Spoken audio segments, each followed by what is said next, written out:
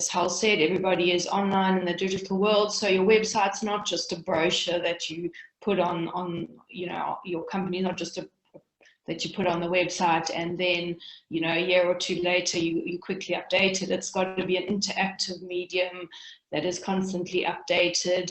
So yeah, we thought it's really pertinent now to talk to everybody and to give our key learnings to our clients. So going into the next slide is basically, is your website effective? And why, again, do you need to regularly review your website? It is the central hub of information for your company. As Hal said, it shows your credibility. It shows you customer-centric if your website answers the questions that your customers will have in the first sort of 10 or 15 seconds when they're on your website. And just bear in mind, there's well over 1 billion websites on the World Wide Web, with websites opening up every second. So it's good that yours, if you make sure yours is effective, yours is up to date and interactive, as possible. And it's good that you always review your website. You do a mini website audit now and then, just to check if your website is the central hub of information for your company. And it is definitely a sales tool. So just a little quote at the bottom there: your website is a 24/7 salesman, and as such has the potential to be your most powerful asset and the centerpiece of your marketing efforts. So going on to the next slide, you can basically, if you want, after the session, or perhaps set up a time on Thursday where you and your key people at your company, you have a small strategy session where you look through these 11 questions and you answer them, and that will really help you to understand and know if your website is effective or not. So just to run through these 11 questions quite quickly, you should ask yourself and try and stand back and try and act as if you're a customer to your company. So stand back, stand in your customer's shoes, and then ask these questions. Is my website clear on what my company offers? And it should be clear in the first sort of 5 or 10 seconds. It shouldn't take people ages to read through everything. It should be very clear exactly what you're offering. It should be easy to read. Short, bite-sized chunks of information is very critical and very important. It should be very easy to navigate through. So if a person wants to quickly go on and see your new product you've launched, they should click maybe once or twice, not click 5 or 6 or 7 times, because people are very impatient, especially out there on the World Wide Web. They want the information quickly, and if they don't see it or you don't have it, they're going to jump to the next website, your competitor. Ask yourself also, has my website been well designed and look appealing? The design element is very critical. It must be very nice on the eye, and it must be appealing, so it encourages people to spend more time on your site. Then on the back-end side, has the back-end side, the technical side, been checked regularly? There's so much that goes into a website, not only on the front end, but the back-end side. So we'll go into that a little bit later, but just must be checked regularly. It must be kept up to date regularly. More information you put on, the more often you regularly update it, the better. Google sees then that it's a relevant site, it's an interesting site, so you definitely need to update it regularly. Are the visitors to your website from your target market? Very important. And on Google Analytics, you can go and see the specifics of the people that are visiting your website. There's so much information that you can get from Google Analytics. And then what are or is the purpose of my website? For the one client we were running through this, and we came up with about 6 objectives of their website. So information, a new product they've launched, find out more about the company, etc. So have these purposes been met? And then, should it be an online store? Very important to ask this question and to start planning if it should be an online store. And then there's just a few website trends that we're looking at, and you could also ask yourself, should I have videos on my website? And we definitely encourage videos if you have company videos to put this on your website. So these are the 11 questions you can ask as a team.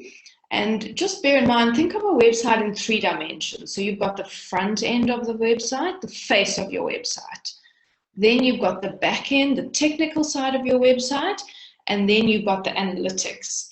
So that's how people behave on your website. Are they spending 3 minutes on your website? Are they spending 3 seconds on your website? So think of that in these 3 dimensions. And some of the time you may need assistance on one of the dimensions. Other times you may not. You may be happy and able to regularly ensure that these 3 dimensions are looked at. So moving on, this is also, if you also want to look at a team meeting and look at 10 ways to improve your website, here's 10 steps, and really we encourage you in this next sort of 20-30 minutes to just take a nugget or 2 of information from this webinar and implement it. Because we're all online, we're all listening to webinars, we're all in this virtual world, but if you don't action anything, then it's a little bit useless. So make sure, maybe make a note, 1 or 2 things, and say, right, today I'm going to do X, Y, and Z from this webinar. So it's practical and you can implement it. So just quickly to move through these 10 tips. Use white space. That's very much a design element on brochures, on flyers, even on your YouTube videos, definitely on your website. White space is important because it doesn't create the impression of lots of information overload, and then you can draw the eye nicely to a topic or a heading that you are wanting to get out there. Second is optimize your page speed. That's very important. You know, some websites take 10-15 seconds to load, and that's not what you want. You want to try and go for less than 3 seconds to load. Otherwise, the people will bounce to your competitors. Very important to use attractive calls to action.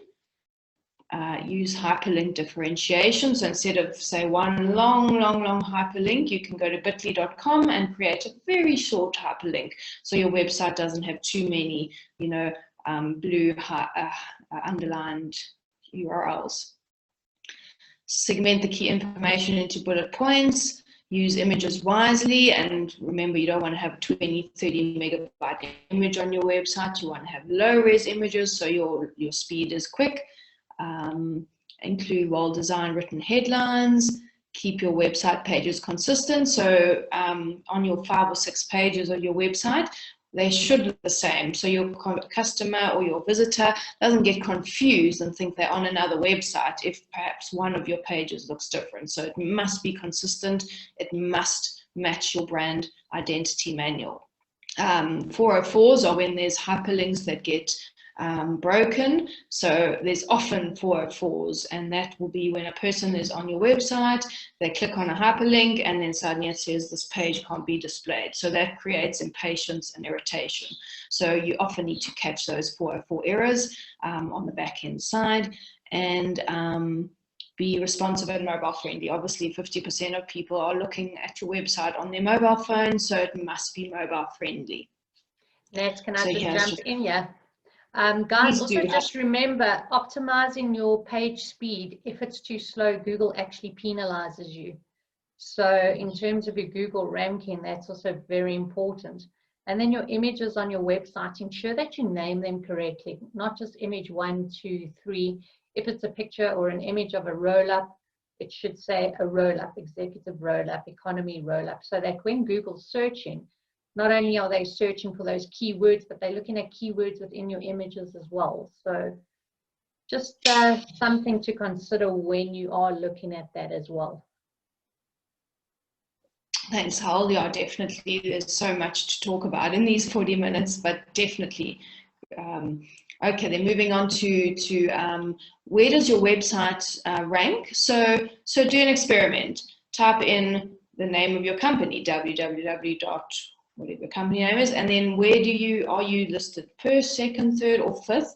And then type in keywords. So you know, what people would type in to find your product, and then see where you rank. Are you third? Are you fifth? Are you even on the, you don't want to definitely be on the second or third or fourth page that comes up on Google search. You want to be on the first page, and there's ways to get onto that first page in two different manners. There's the organic ranking, so that's how Google knows that you are a good website, a good company, you have many visitors, and so you will rank first or second or third, depending on your SEO, your search engine optimization, which we'll go into. Or you can also, you can also pay Google, and you can pay Google Ads to have Google Ads, which are called pay per click. And there, when you search something, you see the first 3 ads that appear are what people pay for. So that's also a way to appear first or second or third when people search keywords for a company or product that you have. These are all influenced by fresh content. You point all your channels to your website, your social media channels to your website. So the idea is to get more and more and more visitors to your website monthly, because then Google sees that you are a great website and you should rank higher up. So your objective is to get as many people onto your website as you can a month. Keywords are very important that you have. And you may need to get an SEO company on board, or if you're quite good technically, you can ensure that you are your back-end side is good in terms of SEO or the paid ads. So there's 2 ways to appear on that first page of Google. Then moving on to I did mention SEO briefly, and this is quite a long slide, but SEO is quite a technical, complicated science. So for those technical people that are on our website, on our webinar, then that's great. And those that aren't very technical, we just try to explain it here in a simple sense, to say that your code should be clean and it affects your page load speed. So the clean code is very important. As we were mentioning, the page load speed should be under 3 seconds. And then you can look at this free link that we've given you here, where you can actually see, you can type in your website name and you can see how quickly your load speed is. It's a free tool. We do encourage you to use it, and it also shows your performance grade from 0 to 100, and you want to be around 80 to 90, showing that you are strong and your website loads quickly. Anything below that probably means you might need, your website may need some work. Improve your site crawlability, optimize your URLs. We spoke about the error 404s. As Hal said, images need to be named correctly. Your plugins need to be kept up to date. You should have unique titles, meta tags, meta keywords. These are all going into the back-end technical side, so you can always get an SEO to just look at the back-end side if you're requiring help there. So yeah, as you mentioned, hire a developer if you're not confident. Then you can also ask yourself, do you need Google Ads? And we encourage you, once you're 100% happy with your website, to then do a Google ad, because you don't want to pay for people to go onto your website and then it doesn't look great, or they spend ages trying to find what they want. So first and foremost, ensure your website looks great, ensure that the back-end side is right, and then you can spend, it's not a lot of money. Some of our clients have spent sort of 300 Rand a month on Google Ads, so 10 Rand a day. It's a pay-per-click formula, so Google works it out and will tell you, okay, it's 3 Rand to buy this keyword, and then as soon as your money is used for that day, then it'll show your competitors. So it's not a lot, and it's good to try it to see if you get, suddenly, if you're doing Google ad or 2, you may have your visitors increasing on your website, and you may have conversions, people phoning you, people buying your products, etc. So we encourage you to experiment, try the Google ad, try different keywords, try different phrases, and they attract a lot of attention to your website. Google Academy has so many free courses too, if you want to spend the time to understand Google Ads and to load a Google ad or two and to hopefully get more sales in. And just bear in mind the link on your Google ad must go directly through to the website page that you're talking about. So again, people are not looking, searching, trying, because then the bounce rate, which is basically the word for when somebody's on your website and then realize they don't want to be on it, your bounce rate will then be 40, 50, 60%. So you don't want a high bounce rate, you want a lower bounce rate so that your website is reaching the goals that you set. So have a think about Google Ads.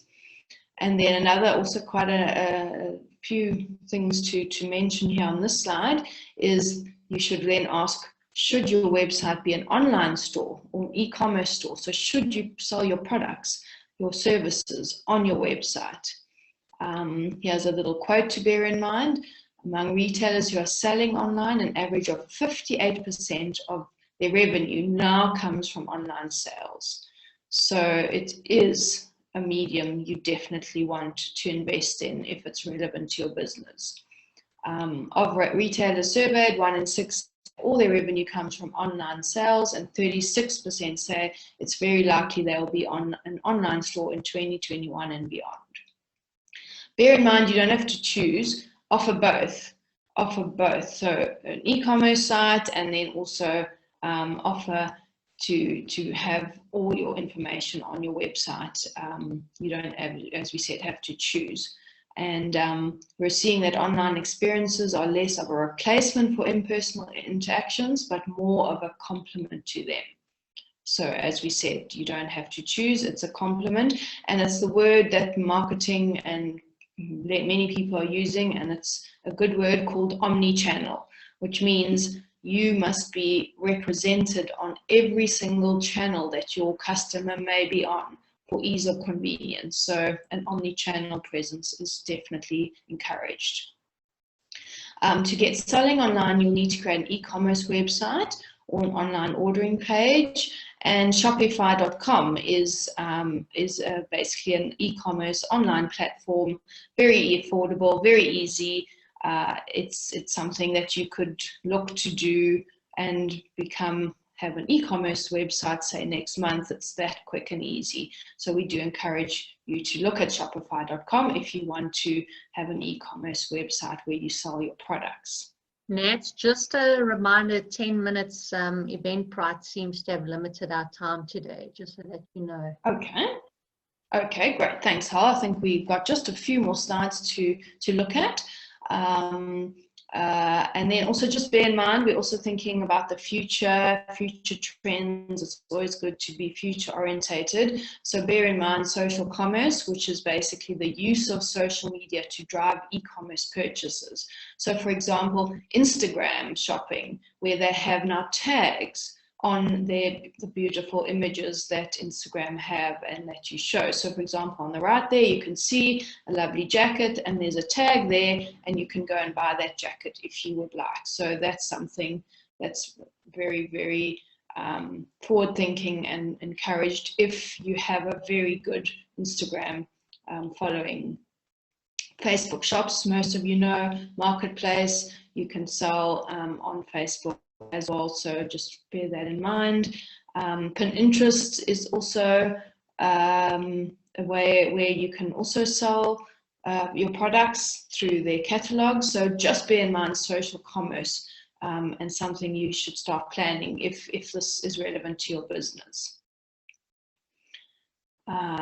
And then the third dimension we were mentioning is the Google Analytics. So now you've got your website looking great, the back-end side is checked, you're doing your website audits, you have a Google ad or two that direct people to your website, you have all your social media channels leading people to your website to buy your products, and now spend time doing Google Analytics, which is really just finding out how many people are on the website, where are they from, what pages are they looking at.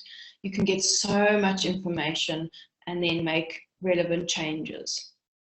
And basically, you need to, sorry, I'll just go back to that last slide. Basically, you just need to ask your web host just to put a code on. You give them your Gmail address, and then you can go in at any time to look at these Google Analytics. So yeah, so it's not a very complicated medium. And then make sure, spend time on it, interpret it, learn it, and then, as we said, don't just look at it, make changes when you say, oh wow, we have people coming from this country, we want people from this city, so let's do a campaign into this city, etc. So that's a great thing to do. And then just to let you know what questions Google Analytics answers if you are interested. For example, and we always encourage you to do it the month before. So we always do all the Google Analytics for our clients on the 1st, 2nd, and 3rd of the month for the month before. So for example, in April, how many people visited my website in April? Was it 3,000? Was it 3? Was it 30,000? How many visits did I have? So some people can go, hopefully go on your website a few times a month. So you will have then, say, 10,000 visits from, say, 5,000 people, meaning they've gone on average twice a month. Where did they originate from? So you can see, oh, did they all come from social media? Did they all come from search engines, or were people directly putting in your website address? So that also gives you interesting clues and can help you see how your campaigns are running and where the people are coming from. Which country are they coming from? Which country or city do they live in? So for our one client, we see Cape Town, Pretoria, and interestingly enough, Sweden are where a lot of the people are coming from, because they do have an export facility in Sweden. So that's great if people are coming from Sweden to visit the website. That means that the word of mouth is getting out there, etc., etc. And then how long on average did each person spend on your site? So 2 minutes, 3 minutes, 2 seconds. You want that average to go up. You want the people to be engaged, to see new information and enjoy your website. Interestingly enough, also which pages are more popular. So is it the Contact Us page? Is it your new products page? Is it one of your pages that you are selling a new product on, say your e-commerce page? So you can really see which pages are the most popular pages on your site, and then which days are popular. So for example, a Monday may be popular, maybe the 31st of every month is popular. You can see these lovely trends and graphs. And then our suggestions: do your website audit at least yearly, focus on these aspects, copywriting, it must be appealing, frequent updates, check the back end, digital channels must point there, and the SEO we have mentioned. So then we just thought, let's give you all a checklist. So at the end of this meeting, also take these bullets and have a look at this checklist and tick off what you've done, so that it is a useful webinar and you are making changes. Answer the 11 questions we posed, prioritize where to improve, check your website is clean and to the point, page loading time, 404s, log into Google Analytics, get your webmaster to make you give you a login, update your content at blogs every month at least. It mustn't be a site that you just never look at or update. Test the Google ads, look at the e-commerce option, and diarize to review your website every few months. So that's our checklist that we give. If you need help, then as we mentioned, we got this came from our snapshot. So on the next slide, you can see the 2 snapshot. Sorry, I haven't, let me go into that just now. To make these changes, you can, here we go. Oh, great. That was the slide I was looking for. Okay, so we've mentioned this all in Marketing Snapshot Overview, which is a free ebook. It's 5 or 10 pages. You can then have your marketing plan structure that you use for the year by following our Snapshot Overview points. If you need more information, you need more help, then Marketing Snapshot 2 is a little bit more. It's a few £100, but that gives you in-depth knowledge if you are needing in-depth knowledge. And then just, sorry, held back to the last slide. You can ask your marketing manager for support, or you can ask your marketing agency to help you with the website, or yourself as the CEO of the company, spend time on the website, spend time answering these questions, and do it yourself. It's actually quite easy to do it yourself, but those clients, and we often find, just don't have time. They're focusing on the operations of the business, the key priorities. We can help you. We can do the website audit, 2,800 Rand, and we can help you do it quick if you don't have the time. So that is from our side, from Hull and our side, and good luck, and make your website something you're really proud of, and you really try and point everybody to go and look at your website that's up to date and interactive.